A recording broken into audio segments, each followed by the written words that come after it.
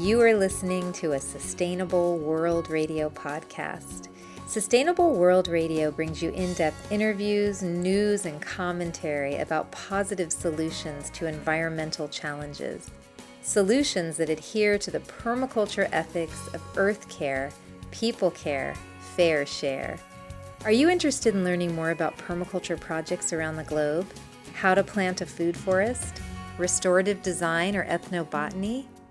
Then stay tuned for Sustainable World Radio. I'm your host and producer, Jill Cloutier.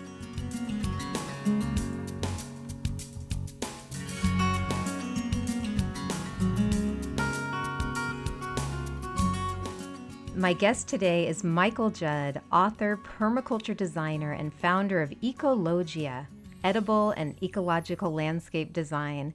Michael is the author of the book Edible Landscaping with the Permaculture Twist. And Michael, you've been really busy lately. You're also recently in the process of starting a nursery in your hometown of, I think you're in Frederick, Maryland, right? Yep, we're in the foothills of Appalachia here. Gorgeous there. As a former Maryland resident, I grew up there. It's very beautiful there. Today, we're going to be talking with Michael about food forests and some uncommon fruits and plants to include in your food forest design. So welcome to the show again, Michael Judd. Thanks for having me. So, maintaining a food forest sounds very daunting. Is creating and taking care of a backyard or front yard food forest, is it really a high maintenance project? How has it been for you? It has been fun and mostly straightforward, in the sense that I've approached it in what I sort of call a patch method, one little area at a time, taking bites out of, the whole concept of a food forest, which, yes, can be a little overwhelming when you read about it or hear about it, being a reflection of a healthy natural forest.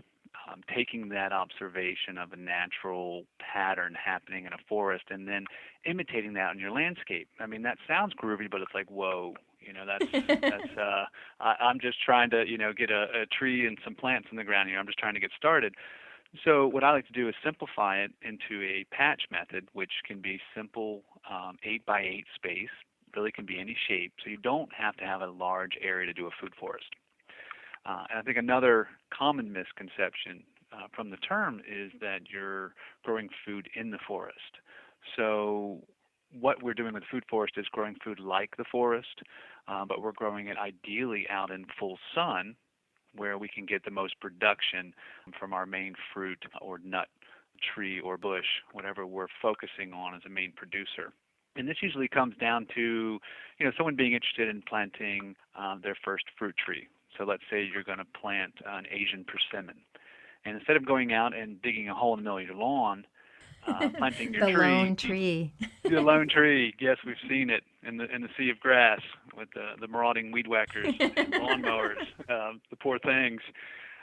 So instead of doing just that, and if that tree's lucky, maybe it gets a little ring of mulch, at the same time, go ahead and create a zone that will be able to support that tree.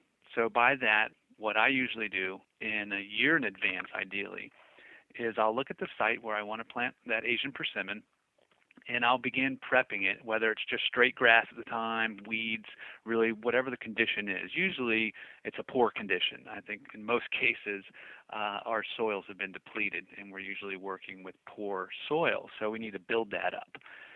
And to do that, I quite simply layer. It's almost like a lasagna gardening. In permaculture, it's referred to as sheet mulch. Really, it's just layering organic matter that will break down into soil over time. So there's many different recipes. The one I put in my book, which I think is quite straightforward, is throwing down compost. We have a lot of municipal compost we call leaf grow. We buy by the yard. So I'll throw down about a yard. This could also be manure. It could even be fresh manure since you're not going to be planting in it for a full season. So you can get fresh manure, throw down 2 or 3 inches on that area. And then I like to come along and throw newspaper and or cardboard on top of that compost or manure. And what that does is it stops the grass, whatever's under that, really going crazy and growing strong because you've just fertilized it. It also draws up worms. It also draws up the critters and traps moisture. So all of a sudden, just by chucking down some compost and some newspaper and cardboard, basically organic matter, you're drawing up all this soil life to till through your soil for you, which is probably hard and compacted, and release their castings and their nutrients for you at the same time. They're pulling that material down into the soil, so they're cultivating the soil for you. Whereas you still haven't grabbed a shovel and your back's not hurting. You've just layered the ground. And then on top of that, Mike's Deluxe sheet mulch recipe is putting an additional 4 inches of wood chips on top of that, and then generously covering that with straw.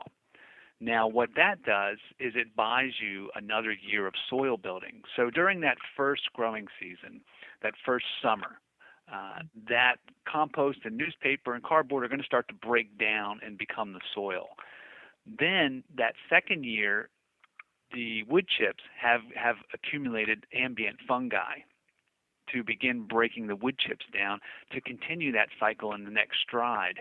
As that compost and manure break down, the wood chips are then ready to feed the soil continuously.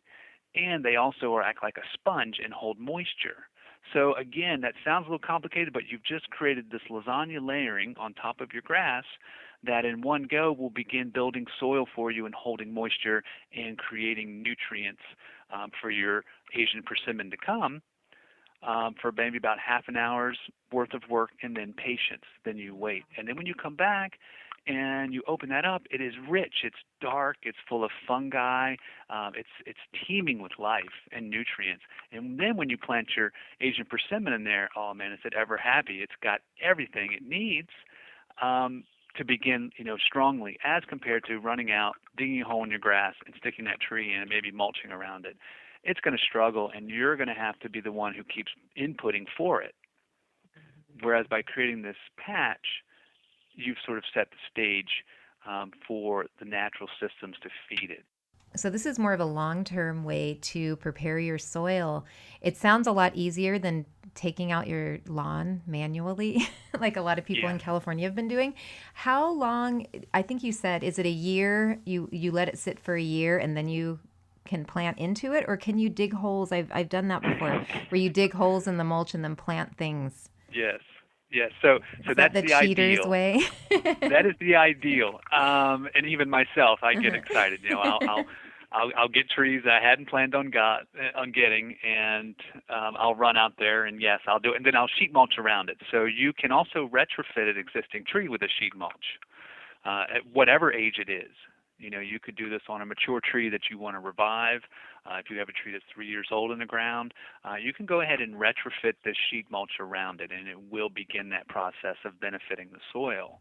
So you're laying out food basically for the microbes. Yes, for the mycelium, the microbes, the worms. If you've ever sort of left a piece of cardboard outside for a while, or a piece of plywood, and you come back a year later and you pick it up, and it's just teeming with life under there and critters, and it's black and moist. That's basically what you're doing, is you're creating this habitat and food source for everything that feeds our trees and our plants. So it really, you don't necessarily have to understand all the ecology of it, all the chemistry. It's sort of just composting in place. And these patches can be planted with anything you would like. That's a great way to start a pumpkin patch. That's a great place to come and plant your lilac bush, your rose bush. Whatever it is, you are creating a healthy soil that also has a lot of water retention. So it's nice in the sense that when you go through the drought, it's going to have a lot of available moisture. So chances are you will not have to water, or you will reduce your watering dramatically. And as water moves across the landscape, when it hits these patches, they act like sponges too. So they suck up the water and they hold it. And that's why I find doing that 4 inches of wood chips really helps because it extends. If you do just compost and newspaper and straw, then that's going to last one full season, but then it's going to expire. The food availability and the organic matter are going to turn into soil, which is great. But then you've got to feed it again. You're going to have to come back and feed that for a couple of years until everything gets established. Whereas when I do the wood chips in there, I'm setting 2 to 3 years of soil building in one go. So it's an extra step, but those wood chips add a really nice extra dimension, and they bring in much more fungi, which most tree species have a stronger affiliation with than a strongly bacterial soil. And you also in your book recommend, and this might be for people who have more experience, but inoculating your wood chips, that layer, with garden giant mushrooms. Yes, the Stropharia, the wine cap mushroom, which is delicious and very productive, and it's a terrestrial fungi. So it'll move along the organic matter in your landscape. So yes, it's a food forest patch is a great place to start. If you do purposely inoculate your wood chips, just make sure there's lots of straw and moisture for it to get started. I find once the wine cap is established in your landscape, it will just spread everywhere as long as you've got organic matter and decent moisture. So I find them popping up everywhere now on my landscape, which is wonderful. I did a couple initial inoculations, and now they're just everywhere. They're a really hardy fungi and very tasty. They have a very nice sort of meaty, nutty flavor to them. And you want newer wood chips, right, if you're going to do that? Ideally, yes, it would be a majority of hardwood wood chips, harvested ideally within maybe the last 6 weeks of being chipped. Unless it's wintertime they were chipped, then they'd be fine to begin inoculating in the spring. Here on the Mid-Atlantic, I usually start inoculating mine in late March, early April. And then I'll sometimes get my first flush of mushrooms, late that fall. But then certainly the following years, they really begin to produce. And you have to keep them fed. So you've got to continually put that organic matter in there for them. Or they'll begin spreading and sporulating around your landscape and find organic matter themselves. And they do that huge benefit. They're a very strong mycelium. They're very strong fungi. So they're bringing in all those benefits to the rest of your landscape that, when they're symbiotic with the plants in your landscape and the soil, they're pulling in more nutrients for your plants. So they're boosting the overall health of whatever you have planting, and probably your neighbor's landscape too. So it's really something you want to propagate and spread, whether you eat mushrooms or not. It's one of those sort of keystone species in a healthy landscape, a food forest, a garden. I love having them all over the place. And yes, I don't eat, maybe even a quarter of them. There's so many. Wow, that's so great. Yeah, so you're growing food and fertilizer at the same time. Exactly. I recently moved, and our yard is a weed forest. So do you think, and it's the type of weeds that bite you, the kind like foxtails. It's not pleasant walking around barefoot. Would you recommend sheet mulching for people who have that problem where the soil, I know it's good because it's the feeling of it's good, but it's just right now very dry because of the California drought, and then just weed city. Yes. Unless you're wanting lawn or an open space for some function, I would sheet mulch everything everywhere. If your intention is to, plant it, with whatever you're looking for, that would not necessarily be grass. And even grass might eventually establish if that's what you would like. Sheet mulching can be varied. There's a lot of different recipes. I'm a big fan of wood chips in general. And I find that if I can get enough wood chips, sometimes I will just dump straight wood chips a good 6 to 8 inches on an area. And then if I have the straw, I will cover the wood chips with straw to speed up its decomposition.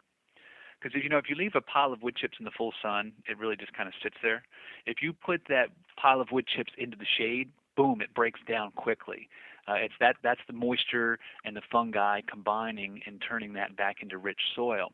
So if you have wood chips and you can cover them generously with straw, cardboard, what have you, that begins that breakdown process quicker. And I've also learned from doing lots of different types of patches that if I can leave just thick wood chips on top that I know are not necessarily going to break down very quickly, I find that is a hard surface for a lot of weeds and seeds to get a foothold in. So that's something I've evolved from learning, from doing all this. Because when I do my food forest patches and, I've got all those layers in there, and I've got straw on top, and it's breaking down nicely. All of a sudden, I've also created a really nice spot for whatever to grow. So with that in mind, there's a couple things. Usually I jump in there and start to get things covering that ground. I try to get ground covers onto my patches quickly, whether that's strawberries, whether it's a running comfrey, sometimes St. John's wort I like. It's very attractive as well. And so I'll try to get that covered so that I'm not out there weeding or, having to deal with everything that's landing on my patches, while my main fruit producer, that Asian persimmon, let's say, gets established and begins to sort of colonize and shade that area. I'll, of course, also start putting in that patch area around the edges. I'll put in pollinators. I'll put in some echinacea. I'll put in yarrow. I'll put in cut and drop type plants like comfrey or horseradish. I'll also put in nitrogen fixers in there, things like lupin, lead plant. What's lead indigo. plant? That was one I didn't know. Oh, lead plant is a favorite of mine that I discovered through Oikos Tree Crops, which is a really interesting nursery in the Midwest. It's Oikos, Oikos Tree Crops. And that's one of their plants that they offer. They definitely have a permaculture theme to their nursery. He does a lot of nuts and a lot of very resilient type fruits. And one of the plants I got from him was lead plant, and it's a prairie nitrogen fixer from the legume family. And I stuck it out in my landscape here, and it has gone crazy. It becomes a fast-established woody perennial that is prolific in its growth and in putting out these large flowers, which becomes this amazing pollinator. The flowers almost resemble the butterfly bush, and the deer don't eat it. So we have a lot of deer, and so my landscapes have to be resilient or designed to exclude deer from certain areas. The lead plant's wonderful. I put it, now between my Paw Paws and my other fruit trees, and I can come in and chop and drop it 2-3 times a season so that it doesn't outgrow the space and the trees I planted next to it. And when I come and I chop and drop, whether that's with pruners, machete, when I chop and drop, I'm dropping mulch. But at the same time, the corresponding roots underground of the lead plant, so when I chop a branch off the lead plant, the corresponding roots underneath, which are holding the nitrogen nodules, which they fixate through the air. So when I chop and drop, those roots underground die and release nitrogen at the same time to the surrounding plants. Now, the nitrogen is also accessible to those plants even when those roots are still living, but it's an extra shot when you chop and drop and release that. So I can go through an acre of a food forest, and I can chop and drop within 45 minutes or an hour, and I will have mulched and fertilized my entire system, and I'm back swinging in the hammock. That's incredible. So I'm going to look that plant up. I've never heard of it. It's gorgeous. I love it. And it takes easy from cuttings. It's almost like a fig or an elderberry where you can just, cut it and stick it in the ground and it re-sprouts. It's a wonderful feeling. So this gets us now into, Michael, the idea of planting guilds. And can you tell listeners what a guild is and some of the benefits of them? Guilds is a permaculture term basically for companion planting.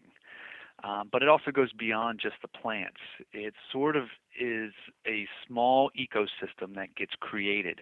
So going back to the idea of a patch. So we're creating a patch, and a patch can be any size, any shape. A food forest has no set definition. The concept of a food forest is something that that we are all creating as we experiment with it right now. It has a long tradition in the tropics where they just naturally occur. So here in the temperate zones, Dave Jackie and others who are researching and sharing that information. In England, it's been going on for a while. But really, it's very malleable in the sense that what we decide to experiment with and do is really what it's all about. So that's an encouragement to everybody to not feel daunted that you have to understand a certain science here. There are some good outlines to follow, but really it's a go-for-it situation. Observe, change, learn, fail, adjust, and it's just a wonderful way of gardening and growing that feeds also the soul. because I love being out of my food forest. There's so many different interactions and things going on. It's this almost this Alice in Wonderland, type experience. It's enchanting. So, would you say that the guilds can also? It's almost like you know how they say some plants get along well and others don't so much in the garden. Is it similar to that? Yes. Yes. Now with a guild, if we're talking about a food forest, establishment and a patch, it kind of goes back to what I was talking about, where I would plant around that fruit tree. I would plant pollinators, things that would draw in, basically creating this little ecosystem that supports that main producer for you. Or that main tree or that main medicinal bush or whatever it is that you're wanting to focus on as your main producer, you want to create a little ecosystem for it so that you're not having to run out there and put input. So, the American landscape, the general American landscape, people are running to the nursery, they're buying all this bagged goods, they're going out there, they're feeding their trees, they're watering their trees, they're putting all this energy into their landscape.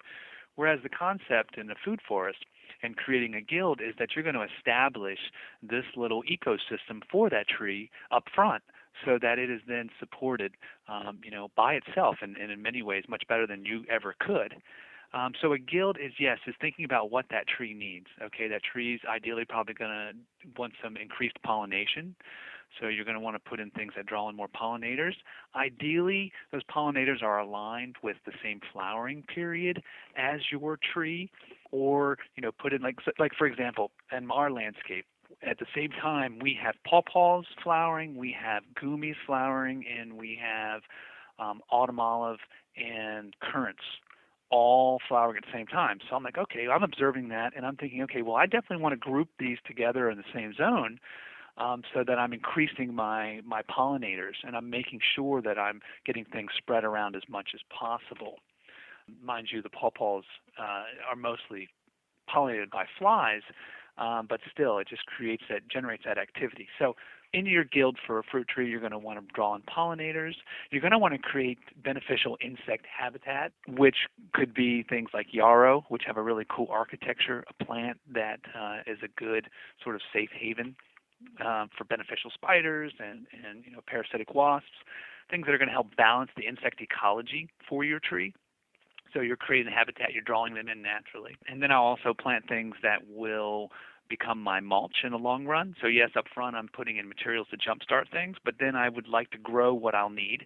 So putting in Comfrey, this fast-growing, deep-rooted plant that I can 3 or 4 times in our season chop and drop this very nutrient-rich leaf right there on the surface. So I'm growing my mulch where I need it. And it's so medicinal. It's a wonderful to make salve out of and face creams and all sorts of things.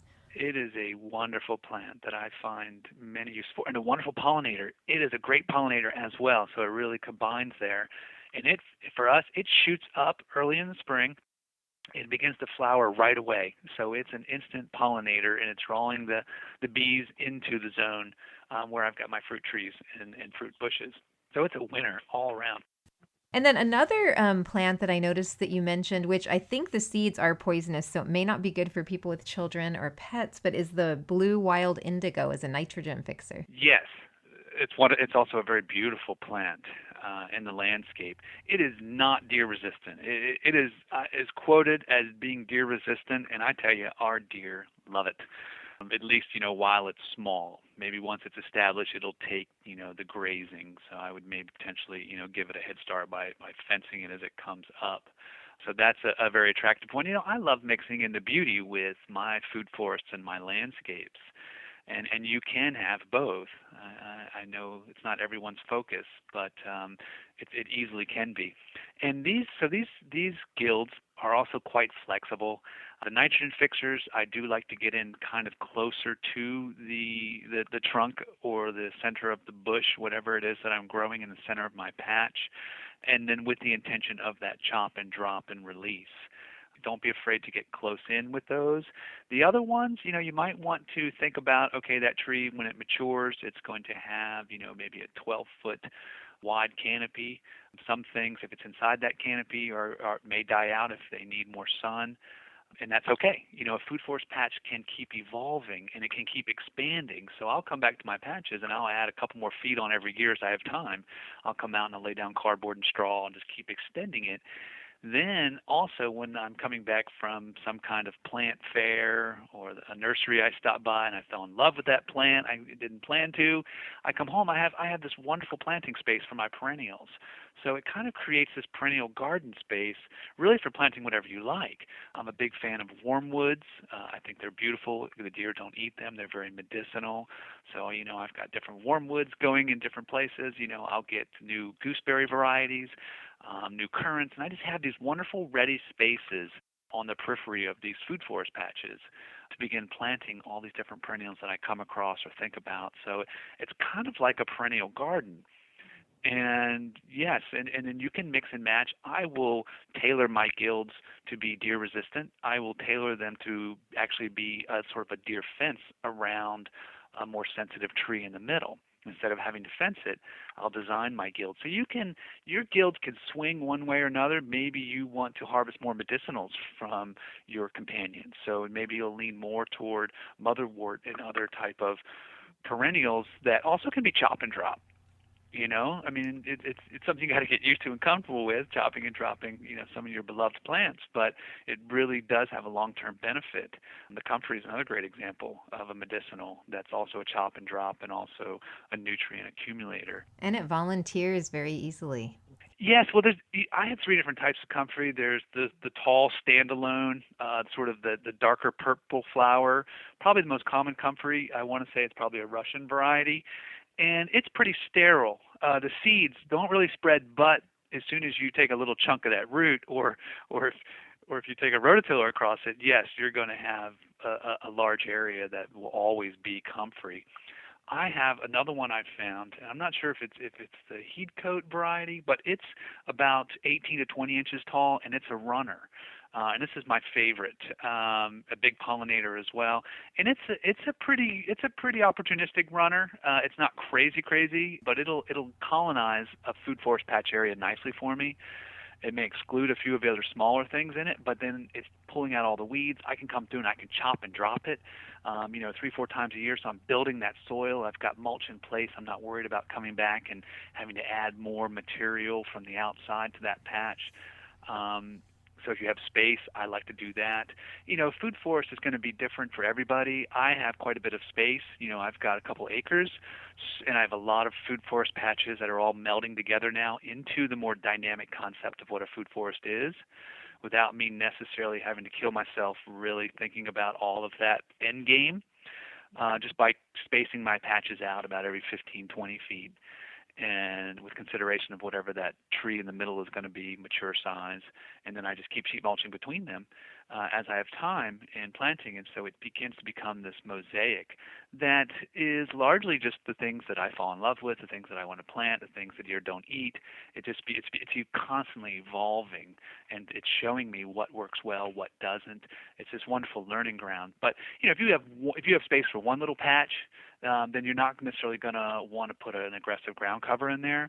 You're going to want to maximize that space to get some different fruits out of it. You're probably going to want to put, a gooseberry in there, a currant bush. You're going to want maybe strawberries, to utilize that eating space if you're not dealing with deer or things. So really, it's very flexible. It's a great guide. It can be forgiving, and when it's not, that's just another push in a different direction. One of the things that's possible is potentially to overplant it. You have to realize that a lot of things are going to get shaded out. But when you first start your food forest patch, you definitely have an opportunity of a lot of open sun. So you can grow a pumpkin in there, while you're waiting for your tree to get, more than 4 or 5 feet tall and begin to spread, its branches and leaves. And then you can begin working with things that maybe are more shade tolerant as it grows larger.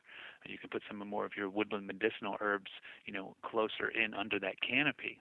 You have to know where things grow in nature and then apply that to your patch or food forest. Yes, but again, I would not put that as a prerequisite. I don't want people to feel daunted, like they need to have a large plant knowledge to do this. I think the best teacher is doing it and learning. Yes, you're going to make mistakes, but that's really what's going to cement your understanding of what works or what doesn't. I like to treat it as just something that's very exciting, an experiment, rather than thinking, oh gosh, I better really learn a lot about this before I do it, in which case you may never do it.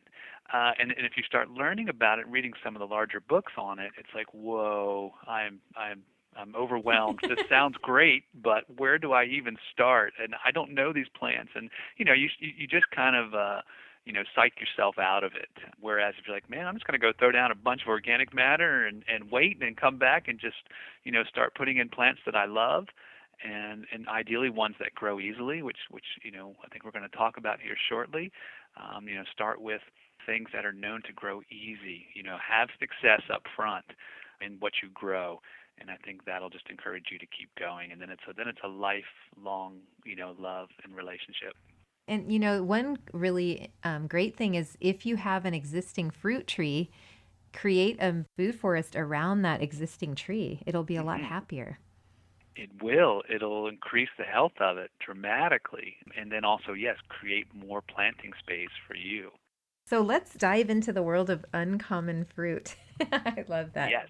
Would you mind starting with the kiwi, which I thought was interesting? Sure. I'd never heard of hardy kiwi as opposed to the fuzzy kiwi. Right. So it's a cousin of the fuzzy, which is mostly a subtropical. Though I tell you, some folks I know down here in Virginia, which is Zone 8, are on a hot, long summer successfully growing the fuzzy kiwi. But the hardy kiwi, also known as Kiwi Berry, can grow way up into Canada. I think, upward of Zone 4. There's different varieties that will probably do better in that cold a climate, and they grow well down through our zone here and into Zone 8. I don't know how far south they may go. I would venture maybe 8 or 9. And they are a wonderful, very ornamental vine. I think they were actually introduced into the country as an ornamental because they have this beautiful vine, very vigorous. Think wisteria here, very, very, very opportunistic plant here. So it grows, and then it has these beautiful red stems and these gorgeous shaped leaves that are really not too troubled by disease and insect. So it's this beautiful vine, and then to boot, a female hardy kiwi will produce 100 pounds of kiwi berries. So now these kiwi berries are the size of a really large grape.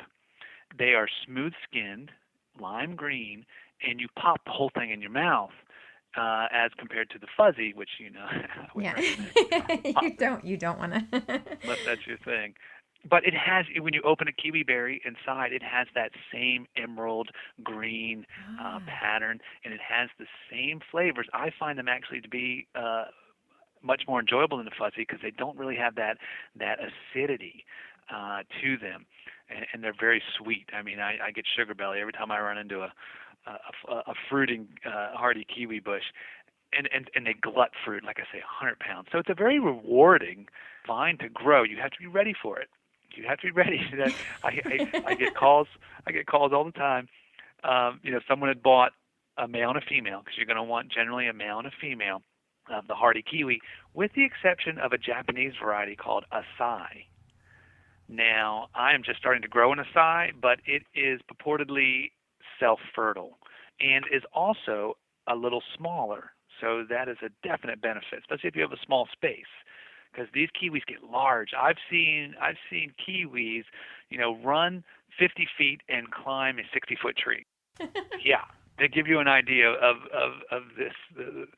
The power of the hardy kiwi. So what happens is people go to Home Depot or somewhere, oh, hardy kiwi sounds cool. They go home and they plant on their chain link fence.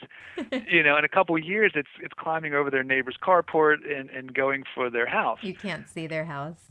Right. It's a happy to be a live plant. It sounds maybe that's a good screen. I don't know. Yeah.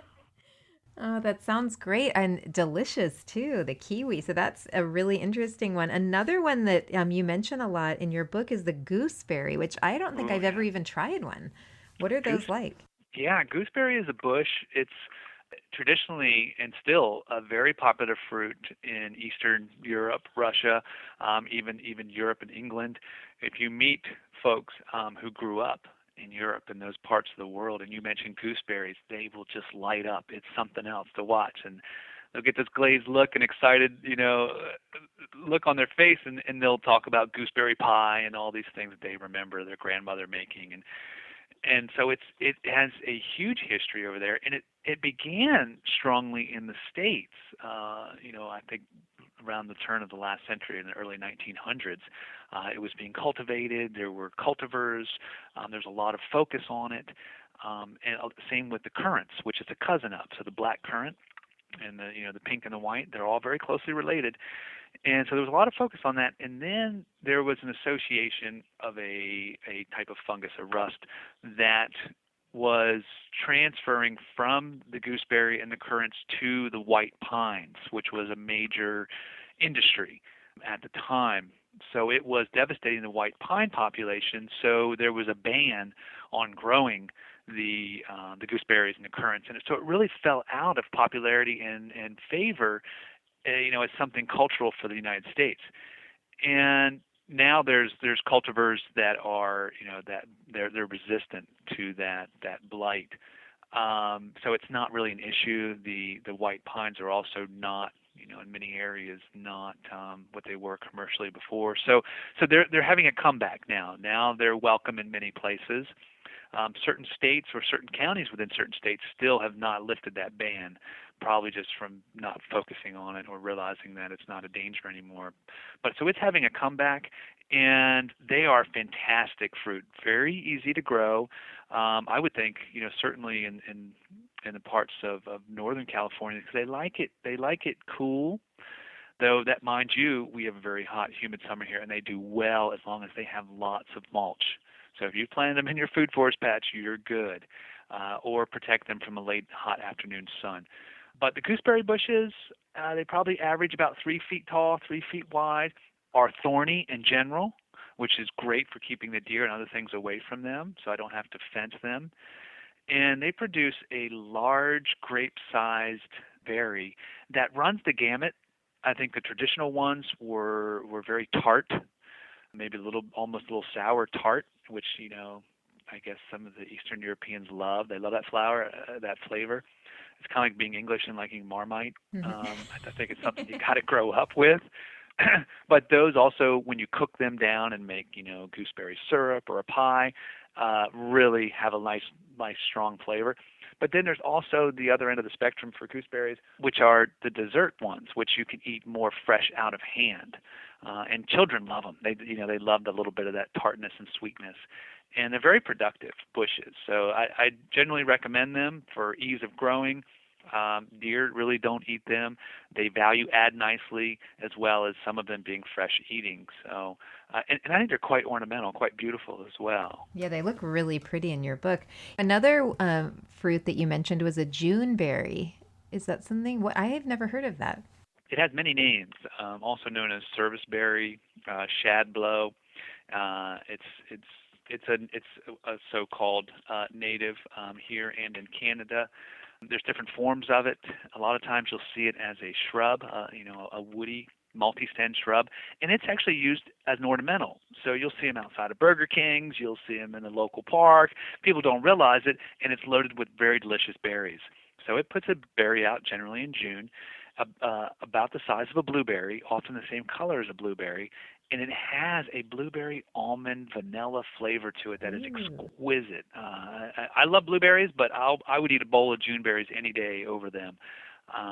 Birds love them too, and so you don't always get a full harvest, but that's the same case with blueberries. So I like to train them as a single trunk tree. It becomes a small tree, depending on the variety, but usually around 12, 15 feet tall, with a beautiful, delicate architecture to it. So I find it to be a beautiful landscape tree. It flowers early. It's one of the first things to flower. It has a beautiful flower in the landscape. It puts out fruit early, and it's in the apple family, the malus family. So it has this beautiful fall foliage as well. So it's one of these edible landscape all-stars that I love, and it makes a great infused vodka. Oh man, it really captures the flavor nicely, dangerously good. A serviceberry. I wonder why it was called serviceberry. I think part of the history, let's see if I can strum this up here, has something to do with processions. The time that it flowers maybe coincides with some type of Memorial Day in Canada. It's a little vague, but there's a cultural association there with it being called serviceberry. Yeah, Amelanchier is the Latin word, so there's different types. One that's come on the market, I don't know if it's recent or not, but it's popular, is called Regent. And it's a bush that only gets about 3 feet tall, so people are like, ooh, I want that. Its berry's not that great, to be honest. I'll put a warning out there. It's a little mealy, so it's tempting because it's a small bush. If a lot of them will get rather large, they'll probably get the bush multi-stem shrub will get 10, 12, 15 feet tall, but you'll get lots of berries on that. So I'd keep your eyes out in general around parks and places for something that looks attractive like that and has a small berry, because a lot of times that's free picking. Yeah, better than Burger King. Yeah, stay out of there. What about the Goumi? Goumi is another favorite. I just like saying that word. I know, and Goumi is one of my favorite fruits. It's very medicinal. It's a very easy to grow bush, so it's a good beginner bush. It's a nitrogen fixer. It fixes its own nitrogen. It's deer resistant. They may nibble it, but it does fine. Our Goumi bushes are right now almost ripe. They're loaded. I mean, we're talking thousands of these little red berries, beautiful little red berries with like silver specks on them. And when you eat them, they have this Sprite, sweet, slightly tart flavor where it's just fun just to eat them. It makes a really good wine, a good mead, which we found out, a very strong, good one. Jams, I mean, you make a juice out of it. It has this beneficial lycopene in it, which is a really strong immune system support, anti-cancer. So it's very medicinal. It's also a huge pollinator.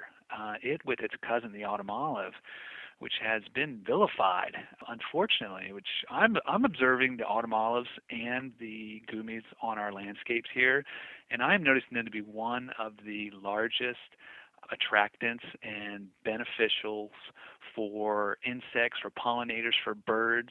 I mean, we're talking an amazing ecosystem service provider here, and people are vilifying it because it's spreading and growing everywhere. But it's filling these niches. It's filling the voids that we as humans are creating, and I'm finding it, in my observation, to be an amazing species. So the Goumi and the autumn olive are cousins. They flower at the same time, early in the spring and for a long time. So great, the bees love it. And then the Goumis will fruit quickly. They'll come, in early June in our area, whereas the autumn olive, the fruiting's delayed all the way until, the autumn, which is amazing that they flower at the same time and then develop their fruit so differently. So you're getting, if you have them both in your landscape, and there are choice varieties of autumn olives, mind you, that are just exquisite. And what do they taste? Are they olives? No. It's a very small berry, very much like the Goumi. I think the Goumi's definitely got a much better dessert quality as far as eating them out of hand. That some of the select autumn olives do too.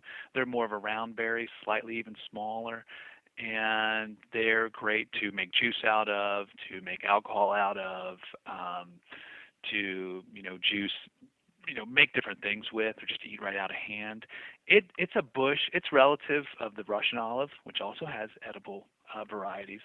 I should probably point out here, while I'm thinking about it, one of my highest recommendations for learning about all of these and other uncommon fruits is Lee Reich's book. He is one of my gurus when it comes to learning about different uncommon fruits. So Lee Reich, it's R-E-I-C-H, one of his books, one of his many books, but one of my favorites, which I always have near to hand, is Uncommon Fruits for Every Garden. And each chapter is just an exploration, a really nice, comfortable, entertaining exploration of Juneberries, of Paw Paws, of mulberries, of the persimmons, of the Goumis, the autumn olives, the Che fruit, the currants. It's just a fantastic read. You'll learn a lot from reading this book. You'll feel as if you begin to know something about these different fruits, what they like, how to grow them. So I recommend that book for anybody wanting to get into growing uncommon fruits, which are also easy to grow fruits. So when I say uncommon, I'm not talking exotic. I'm not talking, something challenging and taking a lot of input and skill. These are very easy to grow as compared to, in our area, it's very challenging to grow peaches, nectarines, many apples, many pears. It's just there's a lot of challenge to those, but that's where people start because they really don't know about other options. So I recommend things like the Paw Paws, the persimmons, the Goumis to start with, to start and finish with, but they're also very easy to grow. They'll take a lot of abuse. They'll take a lot of less than ideal conditions. They're very disease and insect resistant. So you'll have success much more easily when you start with something that's already pretty resilient.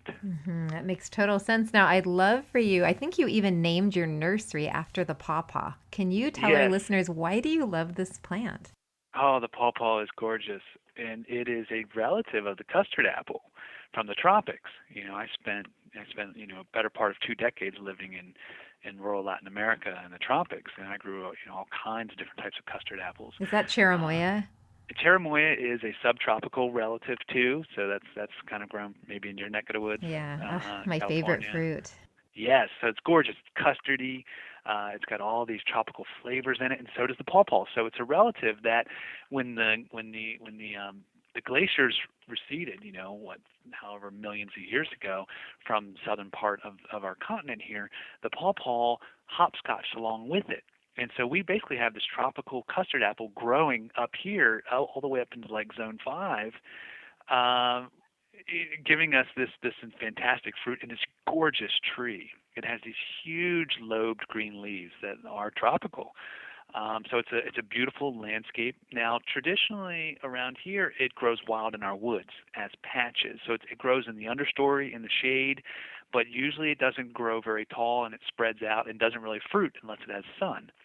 But when you take a good select variety of a Paw Paw and you put it out into full sun, it grows into this beautiful pyramid-shaped tree, about 15 or 20 feet tall, very carefree, has a deep taproot, so it can get that water down low, take care of itself very easily.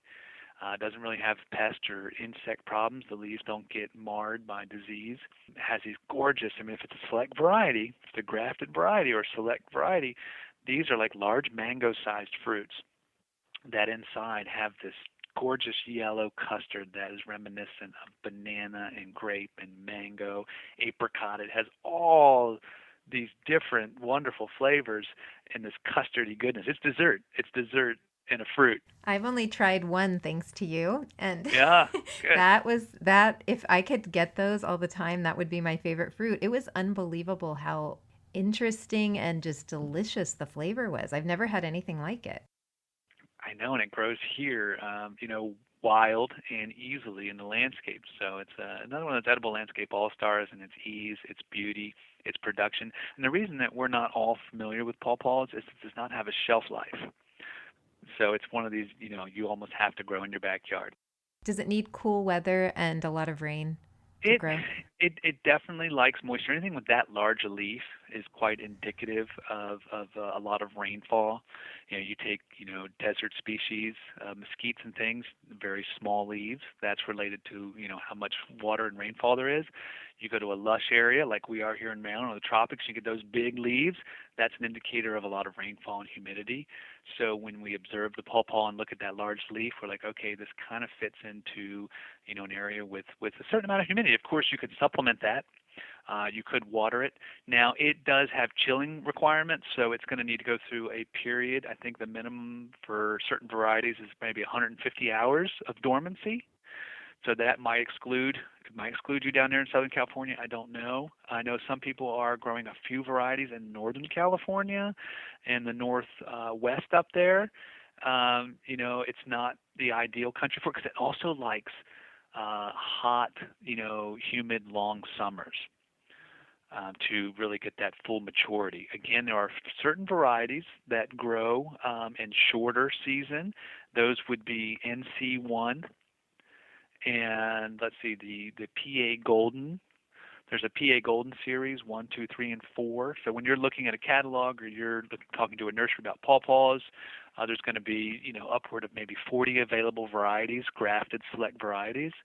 If you're living, in zone 6 or, potentially zone 5, you're pushing it for getting your fruit ripe. You would look to those varieties, NC1 and PA Golden. And who knows, maybe some nursery in your area might also say, well, look, we're getting fruit off of this variety. So you definitely don't want to just jump and grab, any variety. Like I can grow almost every variety where I am.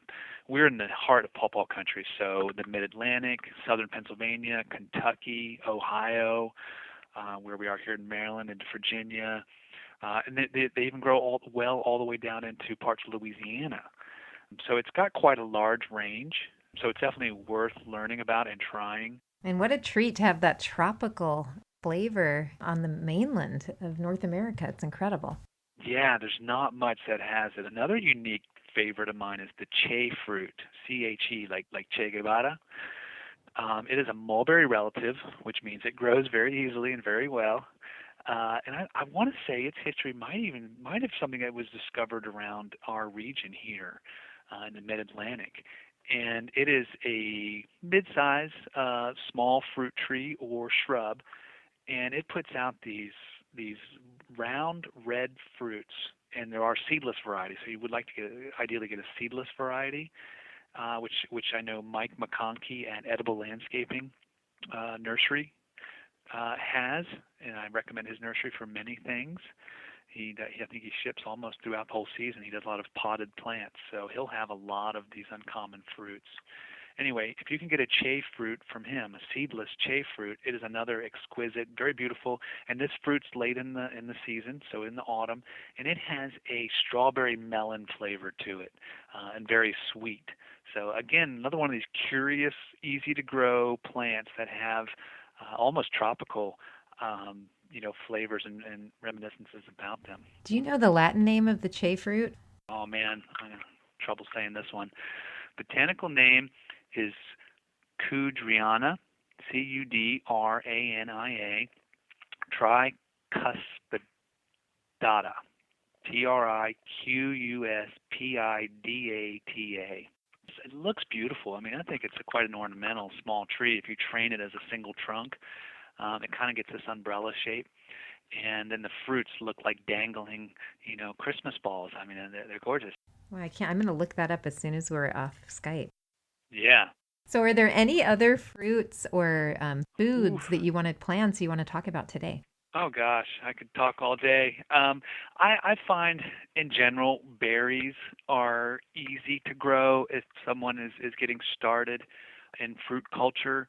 That berries tend to be easier in general, more carefree, more resilient, and oftentimes, less disease involved. Elderberry is a favorite of mine.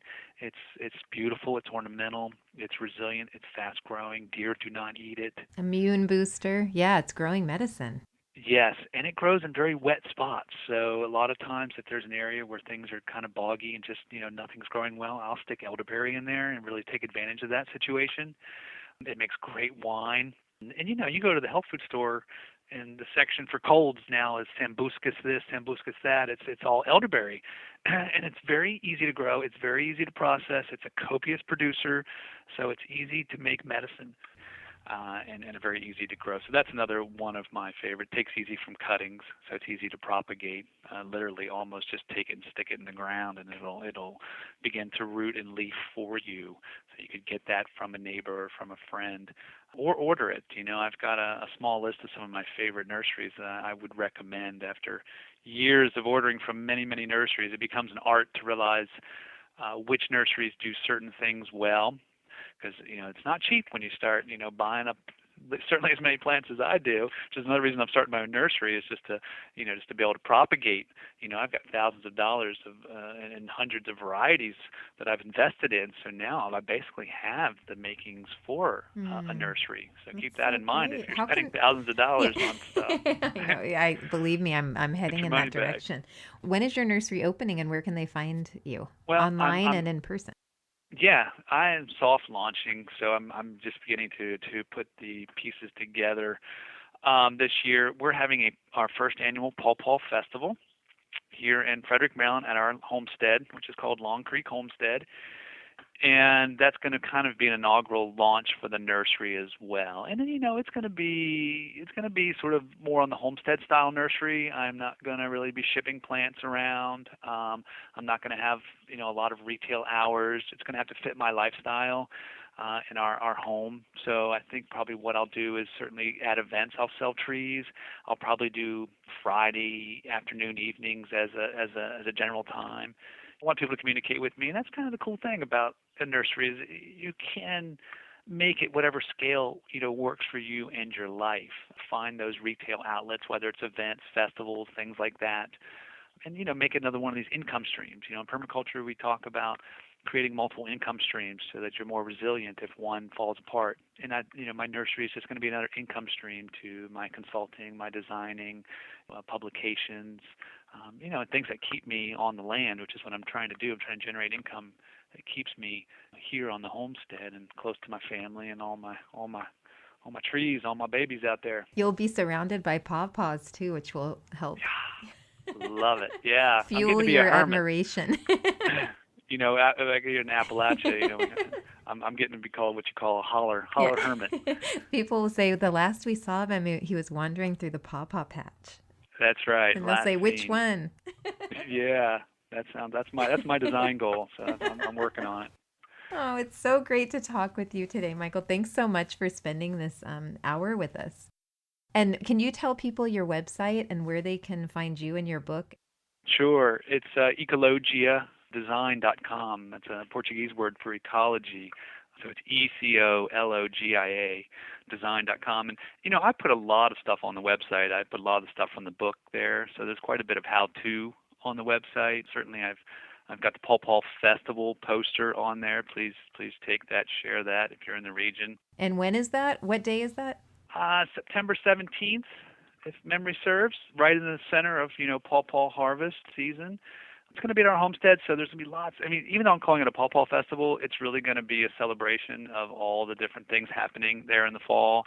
I'm sure there'll probably be chafe roots and, all kinds of our food forests and everything will be open for people to walk through.